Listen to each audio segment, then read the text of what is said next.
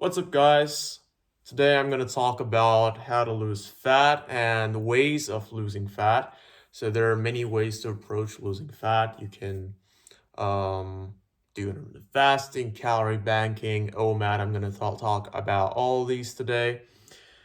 The thing is, there is really no right way. I mean, there is an optimal way, but you can lose fat in many different ways, the ways that you choose. You always have to set up a calorie deficit, of course, in order to be able to lose fat, because there is really no losing fat without a caloric deficit. It's the law of thermodynamics. And the only question is how you set up the deficit. Now, this completely depends on you. You can eat one meal a day. You can eat many meals a day, 10 meals a day. You can eat Pop Tarts. You can eat donuts. Doesn't matter.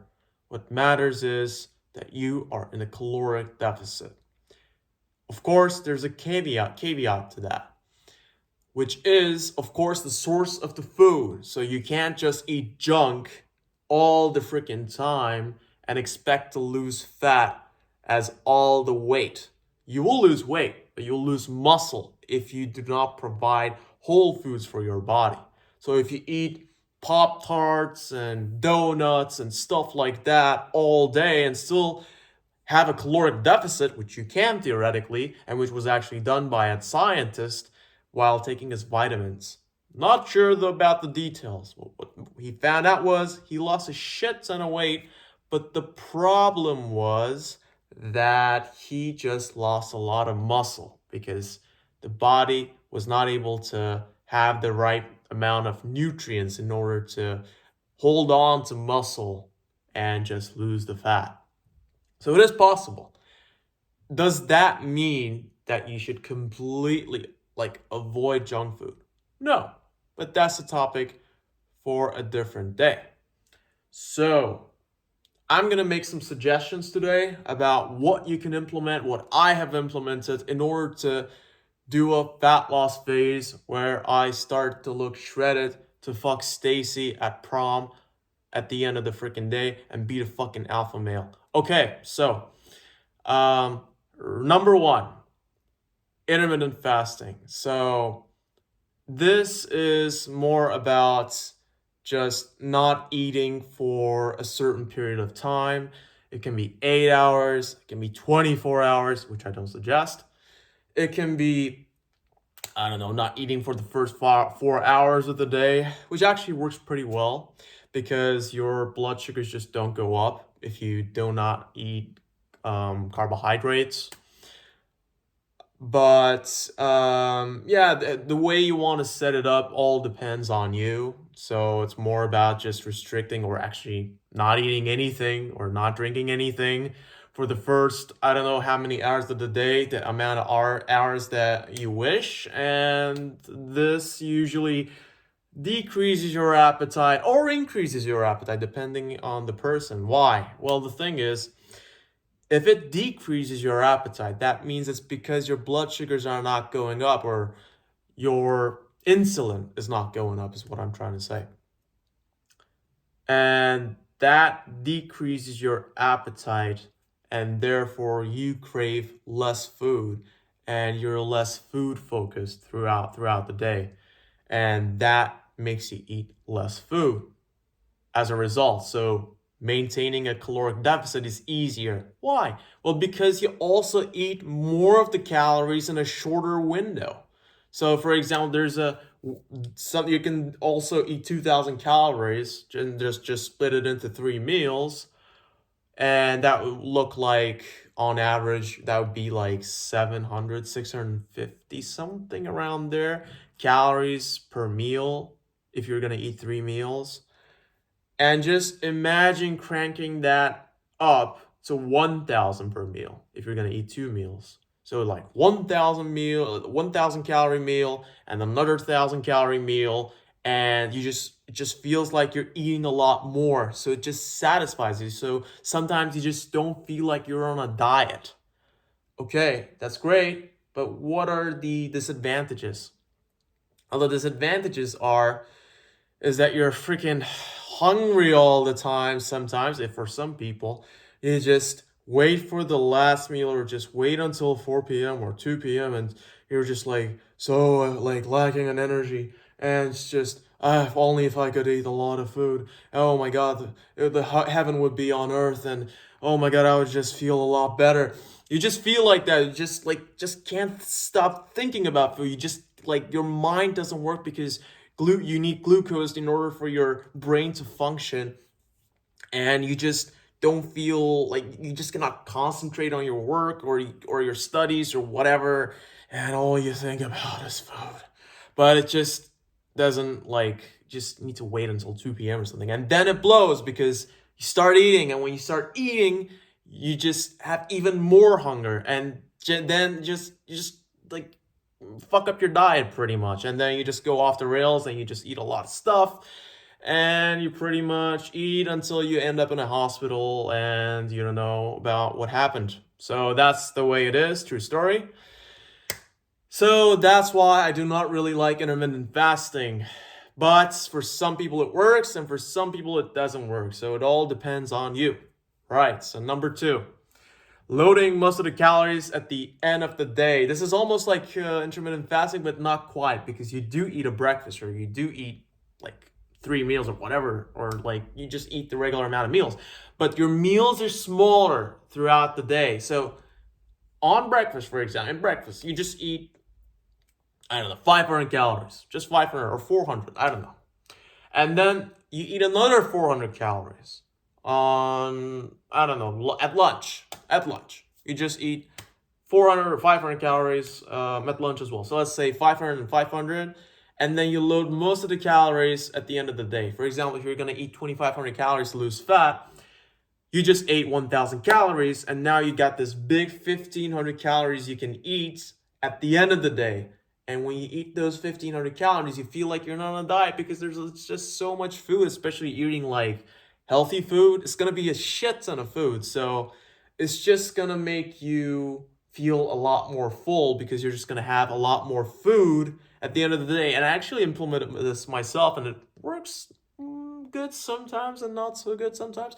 But like it could actually be really beneficial. There were a lot of people that actually were able to have a lot of success with it. So you can actually try it, like why not? Just give it a go. If you like it, you can do it. If you don't, then you can do number three, which is eating multiple smaller meals. How many? That depends on you. 3, 4, 5, 6, something like that. And then you keep hunger at bay because you're always eating pretty much, but just small amounts. So your hunger never really spikes that much. So you're not really ever that hungry. You're always eating something. Like for example, you got to eat 5 meals, and it's like you got to eat 2,000 calories to lose fat. All right, and you just eat 400 calorie meals 5 times a day. So that's like, so let's say you sleep 8 hours. You're awake for the rest of the 16 hours.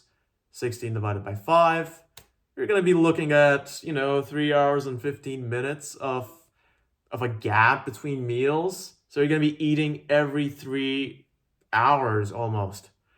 So you're just not going to be that hungry usually. But the thing is, the disadvantage is you're just gonna psychologically want to eat more, like bigger meals. Sometimes people just want to eat bigger meals because it doesn't like have that psychological satisfaction to it. Like you just want more and you just want to not eat for hours, but still like you want to eat a bigger meal and just have this big feast, sort of. And you just don't really want to eat these smaller amount of meals. Like, I don't know, it just for me as well. I just don't like doing that because, you know, it's a lot. But for example, eating 3 meals a day works perfectly for me, and it could also work perfectly for you. But of course, there are many ways to skin a cat. So number four, the most extreme of all, OMAD. Oh Jesus, damn! It's like 1 meal a freaking day. So you're gonna be starving the whole day, and you're gonna be feasting, and you're just gonna be binging, and you're just gonna let out all that, that gluttony at the end of the day or whatever. Hopefully not at the beginning of the day because you're gonna you're gonna increase your insulin a lot, and then it's just gonna go up, and then it's gonna crash, and then you're just gonna want to binge, and you're just gonna feel terrible, and it's just gonna be that bad. So hopefully you place your meal at the end of the day. But OMAD is a very extreme way of losing fat. Can you lose fat on OMAD? Of course, as long as you eat the same amount of calories to lose fat. If you burn 3,000, you need 2,500, whatever, 2,800, 2,900 for crying out loud. But yeah, you're just gonna be starving the whole day. You're just gonna have a shitty mood. You're just gonna not perform really well. It's not the best for retaining muscle. You're gonna lose a bit of muscle as well because you need to supply your muscles with protein more or less, like regularly at least. I don't want to really give a meal amount. I mean, 4 to 5 meals is the best, of course, for muscle retention. But 1 meal a day is really pushing it. And then you're just going to eat all that food. Just imagine eating 2,500 calories in 1 meal. And you're just going to be so stuffed, and they're just going to just want to lay down. It's just going to feel so bad. But it worked for some people. It didn't. I mean, I tried it once. I only ate 1,500 calories though, so it really still wasn't that much food. So it was like a pretty extreme diet. What I did was I just did cardio for half an hour, then I got like 30,000 steps, and then I ate like 1,500 calories, which is again like oatmeal and kind of stuff like that. I lost a lot of fat, but then I I had a rebound, and I just binge ate, and just the whole diet was for nothing pretty much. So that's what didn't really work for me, but it could work for you. Just like give it a try. Like everybody's different, everybody has a different physiology, psychology, because food is not only physiological, it's also quite psychological. But that's also a topic for another story. No, another day.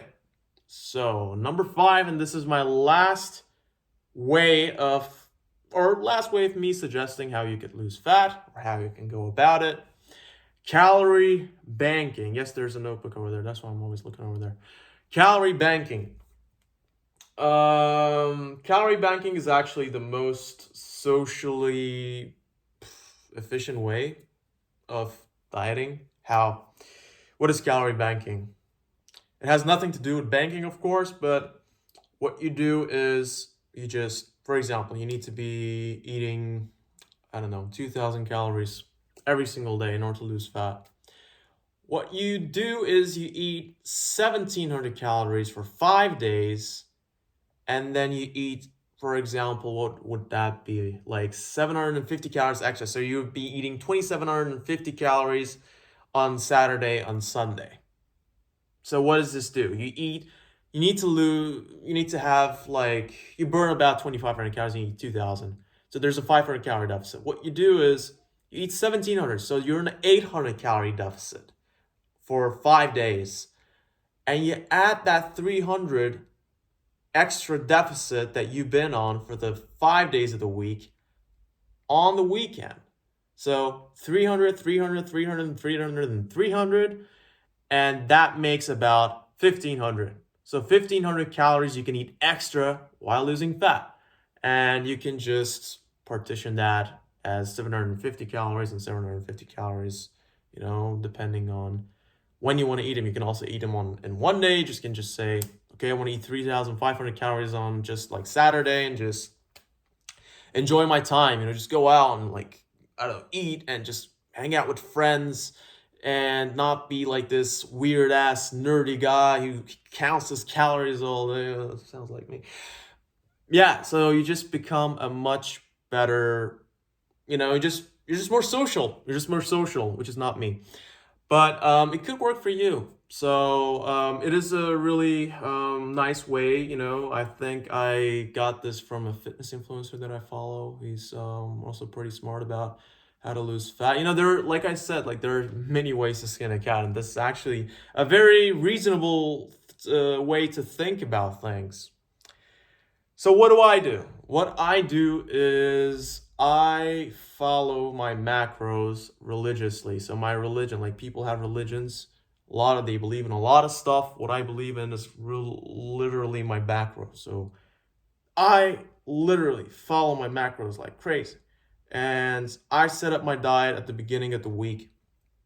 and I eat calories according to my activity so that I'm always on a 500 calorie deficit in order to lose the fat as slow as possible. But not as slow as possible, but slow as it should be. Because if it's too slow, you're just not going to be motivated because there's literally nothing happening. So, but 500 calorie deficit every single day, 1 pound a week, pretty good. So that's what I do. If I don't like walk a lot or do not have that much activity, I just eat less. And if I have more activity, then I eat more. So I'm always on a stable deficit, which works because I don't have to always eat 2,000 calories to lose fat and just be very hungry on some days and very full on other days.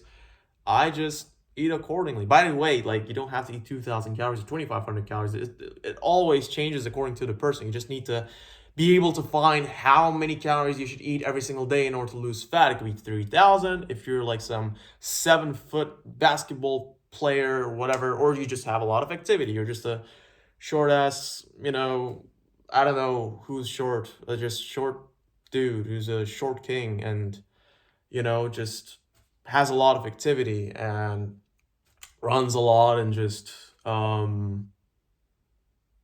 has a social life like some people. Anyway, back to making the video. And that's how you do it. So it really depends on how you do it. This is it for today. I'm gonna always also post other videos later on. Once per week is what I'm aiming for, but the channel is new, so let's see my schedule and let's see how I can post videos, how frequently I can do it. All right, so that was it for today. Make sure you subscribe, give me a like so that I feel better about myself, and see you in the next video.